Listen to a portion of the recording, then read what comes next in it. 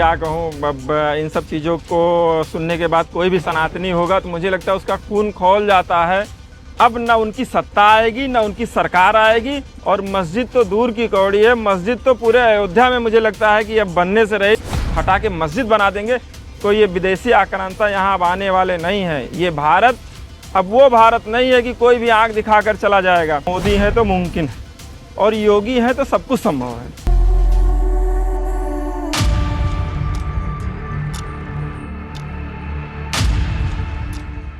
क्योंकि अयोध्या का विकास जब होगा तो उसका लाभ सबको मिलना था। ये सारी जनता जनार्दन जानती थी कि हमारा भी जो स्वार्थ है वो अयोध्या के विकास से ही है। 2000 4000 कमाते थे, आज वो 20,000 40,000 रुपये कमाते हैं। अयोध्या को विश्व स्तरीय नगरी बनाने में दीपोत्सव का भी एक अहम रोल रहा है।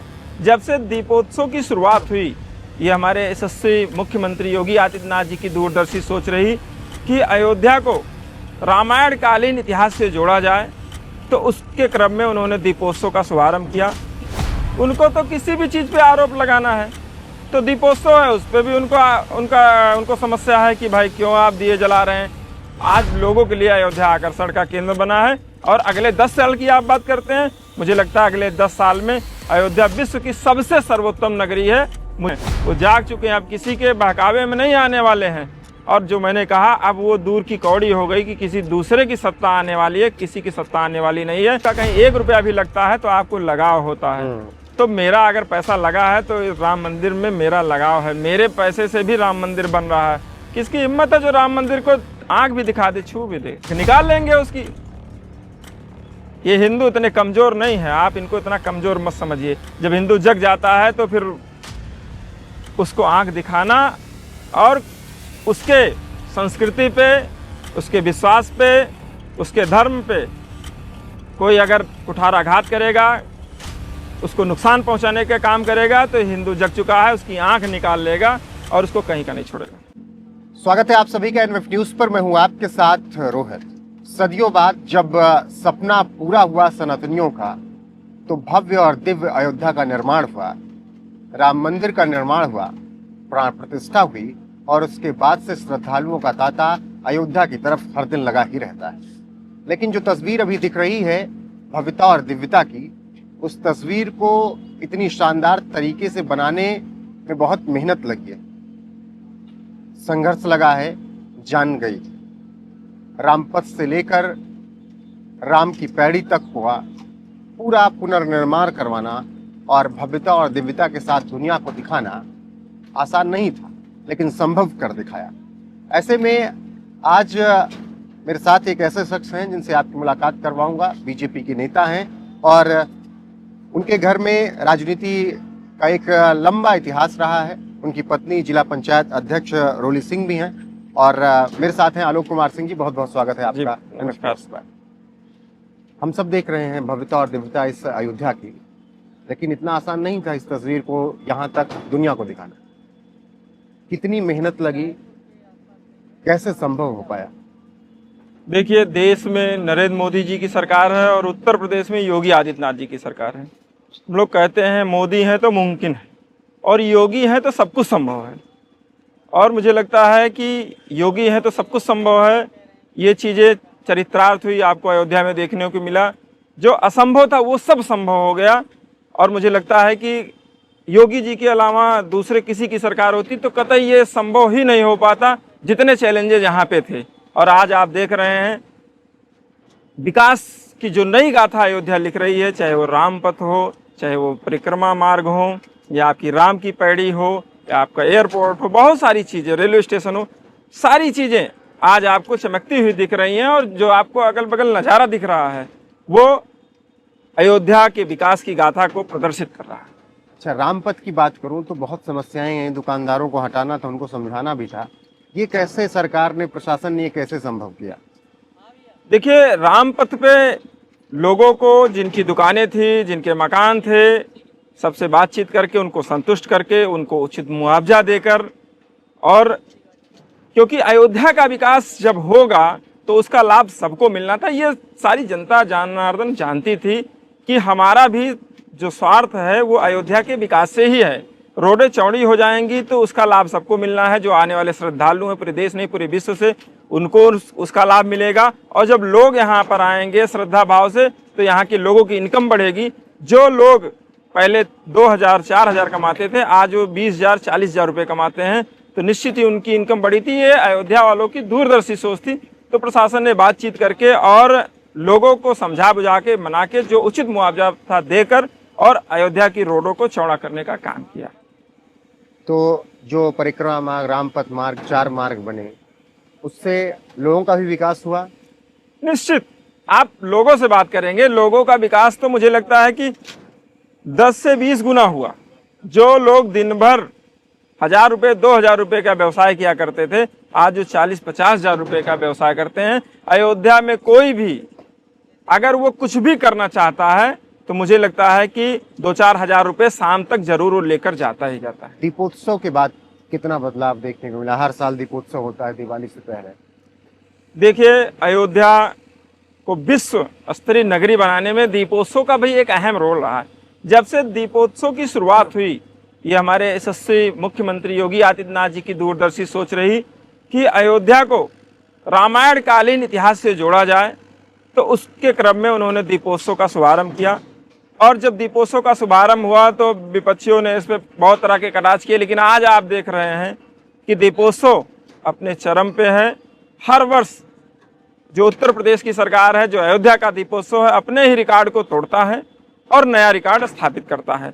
अब ये लोगों के आस्था का केंद्र तो अयोध्या है ही है, और ये आकर्षण का भी केंद्र है। जो दीपोत्सव है वो देश नहीं पूरे विश्व के लोगों का आकर्षण का केंद्र है। लोग इंतजार करते हैं कि दीपावली आएगी तो दीपोत्सव का कार्यक्रम अयोध्या में संपादित होगा, और लोग यहाँ आने का भी प्रयास करते हैं कि मैं पहुंचकर वहाँ अगर उसका साक्षी बनूं तो बहुत अच्छा। और जो नहीं बन पाते हैं वो टीवी चैनलों के माध्यम से, आप लोग के माध्यम से दीपोत्सव में जुड़ते हैं। अच्छा, दीपोत्सव को लेकर अक्सर आरोप भी विरोधी लगाते हैं कि इतना खर्च कर देते हैं, वही जो तेल या घी यहाँ लगता है गरीबों में दान कर दें। ये विरोधी आरोप आपके लगाते हैं, उनको क्या जवाब देंगे? देखिए, विरोधियों का काम है आरोप लगाना। वो तो यहाँ तक कहते हैं कि शंकर भगवान को दूध क्यों चढ़ाते हैं। ये हमारे सनातन की परंपरा रही है, हमारा विश्वास रहा है, हम मंदिरों प्रसाद क्यों चढ़ाते हैं। उनको तो किसी भी चीज़ पे आरोप लगाना है। तो दीपोत्सव है, उस पर भी उनको समस्या है कि भाई क्यों आप दिए जला रहे हैं।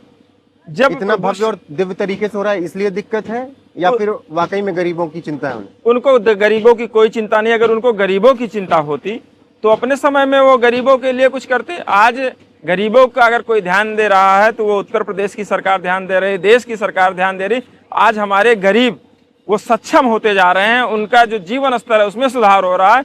उनको तो अपने समय में इन सब चीज़ों को करना चाहिए था, उन्होंने नहीं किया।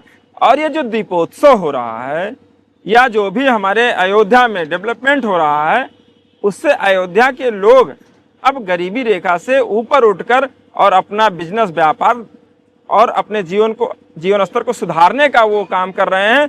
तो निश्चित ही ये दीपोत्सव और दीपावली और जो राम मंदिर में रामलला सरकार की प्राण प्रतिष्ठा है, वो अयोध्या वासियों के जीवन में आमूलचूल परिवर्तन उसकी वजह से हुआ है। और निश्चित ही आने वाले दिनों में आप देखेंगे कि यहाँ गरीबी एकदम ना के बराबर रहेगी। पूरे देश नहीं पूरे विश्व से लोग आ रहे हैं और लोगों यहाँ के जो लोकल लोग हैं उनके जीवन स्तर में सुधार हो रहा है। अगले 10 सालों में अगर हम बात करें तो अयोध्या की तस्वीर क्या आपको दिखती?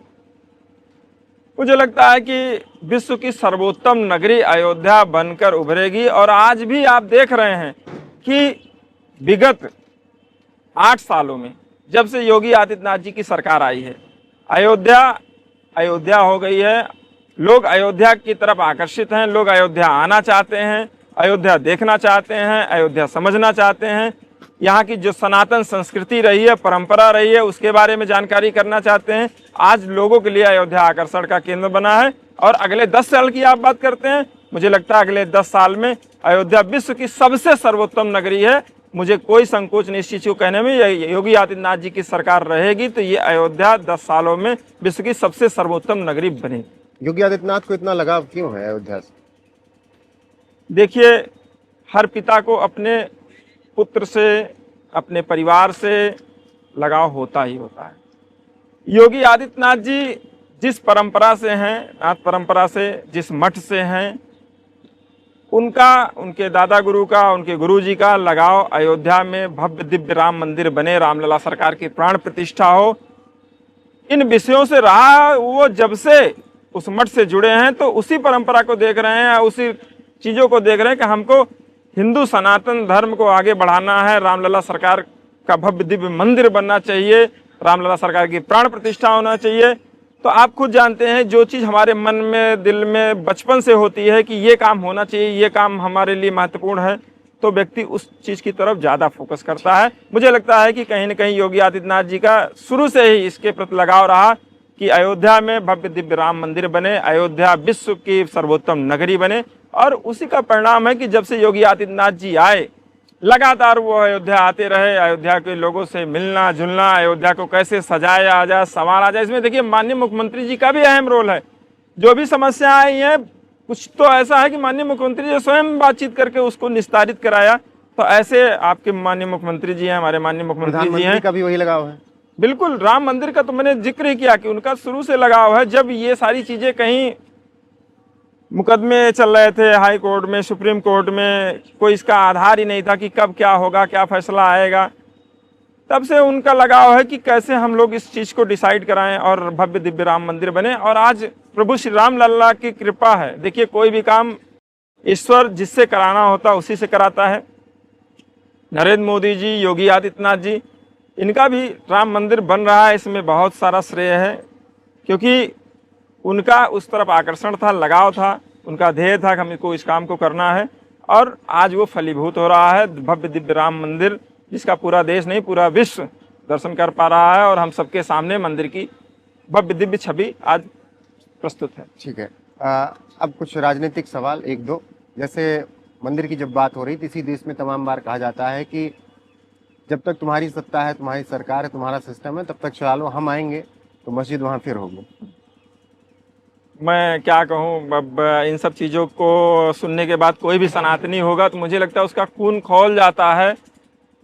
अब न उनकी सत्ता आएगी, न उनकी सरकार आएगी, और मस्जिद तो दूर की कौड़ी है। मस्जिद तो पूरे अयोध्या में मुझे लगता है कि अब बनने से रही। जो स्थान भी दिया गया था वहाँ भी मुझे लगता है कि अब मंदिर बनने, अब मस्जिद बनने की संभावना ना के बराबर हो गई है।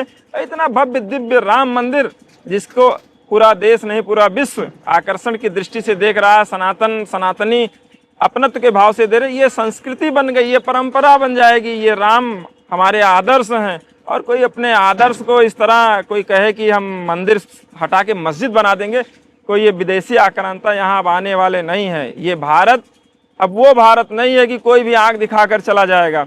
ये विश्व की चौथी अर्थव्यवस्था बन गई है। नरेंद्र मोदी जी के नेतृत्व में 2047 में भारत विकसित भारत बनने जा रहा है।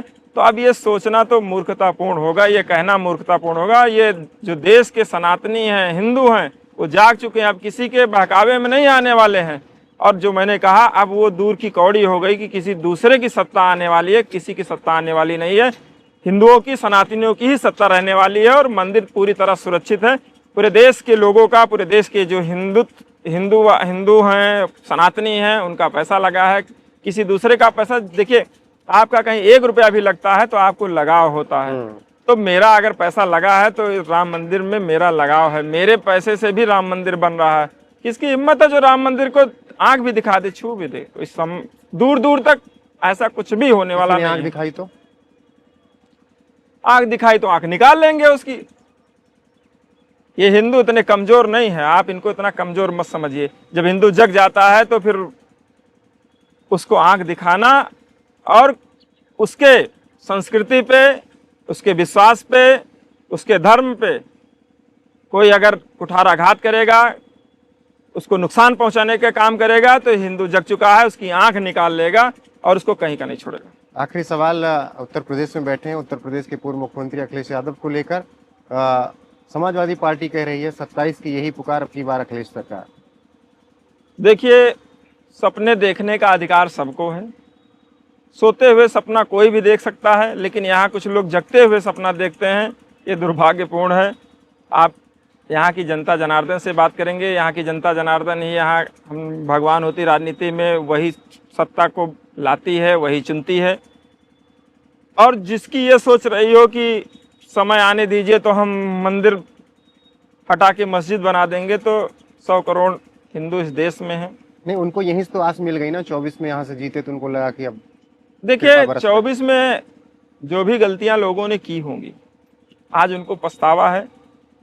कुछ ऐसे विषय आए होंगे या हम अपनी बात को सही से नहीं रख पाए होंगे, लोगों ने जनता जनार्दन को गुमराह किया, लेकिन जब परिणाम आए और उसके बाद से नरेंद्र मोदी जी की सरकार चल रही है, किसी को किसी तरह की न क्षति पहुंची, ना किसी चीज़ में कोई बदलाव आया जो हमारे लिए उपयोगी हो सकता है। गरीब जनता के लिए उनके जीवन स्तर को सुधारने के लिए नई नई योजनाएं सरकार ला रही है। तो जब लोगों के जीवन स्तर में सुधार हो रहा लोगों की समस्याएं निस्तारित हो रही हैं और इस सरकार से किसी को किसी प्रकार की कोई समस्या नहीं है, तो वो लोगों ने गुमराह किया था, जनता समझ गई है। 27 में इस तरह का कुछ भी होने वाला नहीं है। 27 क्या, इसके आगे भी अभी कुछ भी होने वाला नहीं। परमानेंट भारतीय जनता पार्टी की सरकार रहने वाली है, क्योंकि 2047 में भारत को विकसित राष्ट्र बनाना है।